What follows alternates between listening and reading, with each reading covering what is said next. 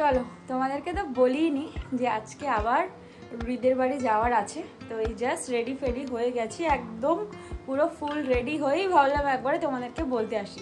তো এখন প্রায় অলমোস্ট 6টা 10 মতন বাজে, 6টা 51 একটা লালগোলা আছে সেটা ধরবো। তো এখন না বেরোলে আর ট্রেনটা পাবো না। মোটামুটি আমার যা লাগেজ সেটা নেওয়ারই চেষ্টা করি, ওই ব্যাগটাই আমার জন্য হ্যান্ডি হয়। মা বলে কি রোজ রোজ একই ব্যাগ নিয়ে যাস, কিন্তু আমার জন্য ওটাই বেস্ট হয়। পুরো ডান সব কিছু। মেন যাওয়ার কারণ হচ্ছে কাল আমার একটা শ্যুট আছে, তার জন্য আরও যাওয়ার। না হলে এই উইকে যেতাম না ঠিক করেছিলাম, কিন্তু কাজের পারপাসে তো যেতেই হবে। আর ওখান থেকে কাজ করাটা অনেক ইজি হয়।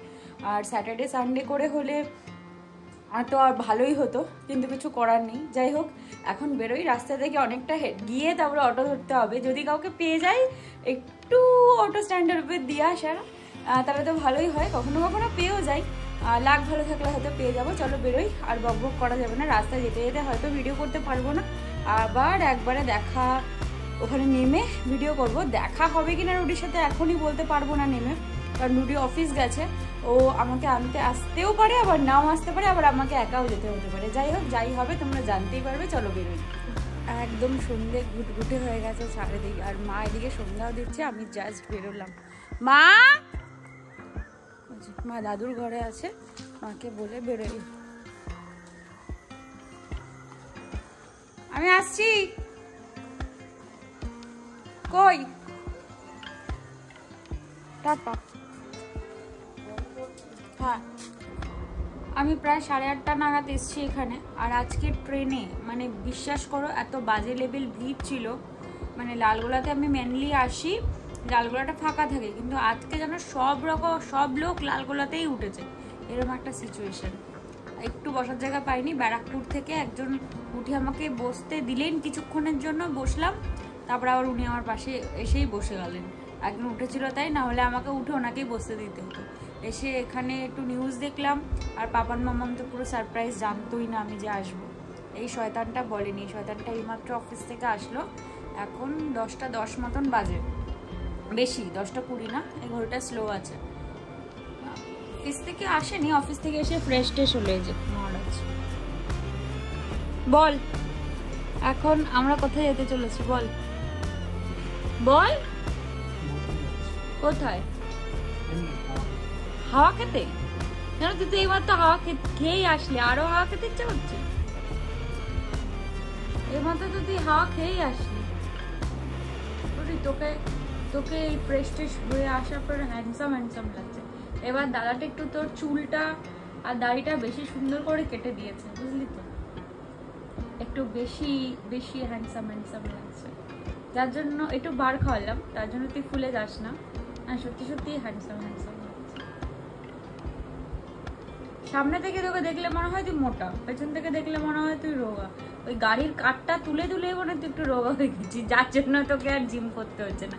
জিমে ভর্তি হয়ে জিমের টাকার মতন পড়ে রয়েছে, ও আর জিমে যায় না। বাজু দাদাও জিমে যায় না। ভালোই আছে। যাবি না তুই জিমে? কবে? হ্যাঁ, কি হয়েছে? আরেকবার না শর্ট না, আরেকবার কোথায় যাবি না? এদিক ঘুরে। আর জিমের টাকাটা কি হবে আগে শুনি। জিমের টাকাটা কি হবে আগে আমাকে আনসার দিতে হবে এই সবার সামনে। তুই বল আজকে যে তুই নতুন বাংলার নতুন বছর পড়বে, তারপর তুই জিমে যাওয়া শুরু করবি, বল। না সুইমিং এ আমি ভর্তি হতে দেবো না, পয়সা নষ্ট করে কোনো লাভ নেই। আগে বল তুই জিমে যাবি। এই মানে আপামর জনগণকে তোর বলতে হবে, নিয়ে সাক্ষী রাখতে হবে যে তুই যাবি।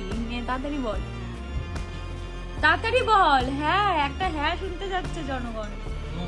না তুই ঘরে হাঁটাহাঁটি করছিস কেন? তোকে হাঁটাহাঁটি করতে বলেছি, তুই আগে বল। তাড়াতাড়ি বল। কোথায় যাচ্ছিস তুই? দাদা চাবিটা নেব না, আগে বল তাড়াতাড়ি বল। কি বলবো? যে তুই সুইমিং এ যাবি না। না আর রুডি আর কি মারছি না, আবার সুইমিং এ ভর্তি হবি না কিন্তু। কবে ভর্তি হবো সুইমিং এ? আর কেন ভর্তি হবি? জিমে তো ভর্তি হয়ে আছিস, আবার সুইমিং এ কেন ভর্তি হবি বল? তার মানে জিমে যাবি না? জিমের টাকাটা ফেক। যাবো। এদিকে তা কি বল, কবে থেকে সেটা আমাকে এখানে বলে দিতে হবে তো। কি সে তো ডেট, তোর টাকা ডেট সব পার হয়ে যাবে। যাই হোক, চলো আমরা একটু বেরোই, রাস্তায় কিছু আনতে হবে, নিয়ে আসি, দেন তারপরে তোমাদের সাথে আবার কথা বলছি। মেবি বিরিয়ানি আনতে যাচ্ছি, নিয়ে আসি, নিয়ে এসে আবার কথা হবে তোমাদের সাথে। আমরা এখনো পর্যন্ত 10টায় আমরা বেরিয়েছি, তোমাদেরকে বললাম, এখন অলমোস্ট বাজে হচ্ছে 11টা। মানে 1 ঘন্টা ধরে আমরা ডিসাইড করে উঠতে পারছি না যে আমরা আদৌ বিরিয়ানি নেব না অন্য কিছু নেব। এই শয়তানটাও ডিসাইড করতে পারছে না। ও মাই গড, ওকে কানের সামনে এসেই হর্নটা দিতে হচ্ছিল, কিছু করার নেই। যাই হোক, এখন আমরা মানে রাস্তায় বেরিয়ে প্ল্যানটা একটু চেঞ্জ করেছিলাম, রুটি আর চিকেন ভর্তা আর না হলে বিরিয়ানি। এবার দুটোর মধ্যে এখনো ঝুলে আছি। 1 ঘন্টা ধরে এটা ডিসাইড করতে পারিনি কি করবো না করবো। 1 ঘন্টা ধরে আমরা এরকম করেই গোল গোল করে এখানে একবার ওখানে একবার ঘুরে বেড়াচ্ছি। তো এখন আমরা আজকে ঠিক করেছি নর্মাল দোকান থেকেই খাবো, কিছুও যদি খাই। তো এখন যাচ্ছি, এখানে একটা দোকান আছে নর্মাল পবিত্র, সেখানে রুটি, রুমালি রুটি বা তন্দুরি রুটি যাই পাবো, ওই তো রেস্টুরেন্ট, যাই হোক সেখানে যাবো, গিয়ে চিকেন ভর্তার খোঁজ করবো। যদি পাই তো ভালো কথা, তাহলে ওটাই নেব, আর যদি না পাই তাহলে অবস্থা বিরিয়ানি ভরসা। দেখা যাক এখন আমাদের লাখ কোন দিয়ে নিয়ে যায়। তোমরাও চলো আমাদের সাথে। অবশেষে আমরা ঠিক করলাম যে এখান থেকে খাবার নেব। তোমরা তো এর আগেও দেখেছো আমার ভিডিওতে যে আমরা এখান থেকে কতবার খাবার নিয়ে গেছি, কাছাকাছির মধ্যেও পরে একেবারে ঘরের রেস্টুরেন্ট হয়ে গেছে বলতে পারো। আর কখনোই এসে এখানে অর্ডার দিয়ে খাওয়ার একবারে বাড়ি নিয়ে যেতে পারি না। কতক্ষণ যে দাঁড়িয়ে থাকতে হয় তার কোনো ঠিক ঠিকানা নেই। আর আমরা জানো তো কোথাও ঘুরতে গেলেও মূলত এখান থেকেই খাবার তুলে নিয়ে যায়, বানানোর ঝামেলাও থাকে না। অবশেষে আমাদের প্ল্যান চেঞ্জ হলো, আমরা নিলাম, কি নিলাম রুটি বলো, বল না তুই বল। আমরা নিলাম রুমালি রুটি, আর এই কুকুরগুলো কিন্তু ধাওয়া করতে পারে। তারপরে রুমালি রুটি, রাস্তায় কুকুর দেখলে আমরা এখন ভয় পাই। রুমালি রুটি আর কি নিয়েছি বলো? চিকেন ভর্তা আর কড়াই মাটন। মাটনটা না নর্মাল কষাতেই ভালো লাগে, কিন্তু দেখলাম চিকেনের আইটেম আর মাটনের আইটেমে সেমই প্রাইস, তাই জন্যই ভাবলাম যে মাটন ওটাই নিয়ে নিই। আর বিরিয়ানি নিলেও সেম প্রাইসই পড়ে যাচ্ছিলো, এই 20-30 টাকারই হেল্পের হচ্ছিল।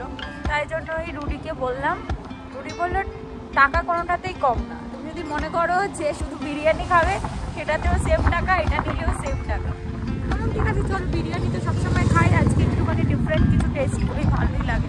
আর বাইরে খেতে হবে, এটা হচ্ছে মেন কথা। এখন আমরা অর্ডার দিয়ে 15-20 মিনিটস মতন টাইম লাগবে। আর এই কাজে এত ভিড় সব সময়, মানে কোনোদিনও এসে আমরা খাবার পেয়ে যাব এই ব্যাপারটা খুব মুশকিল। এখন তুই কোন ওইদিকে ঘুরতে চলেছিস আমি বুঝতে পারছি না।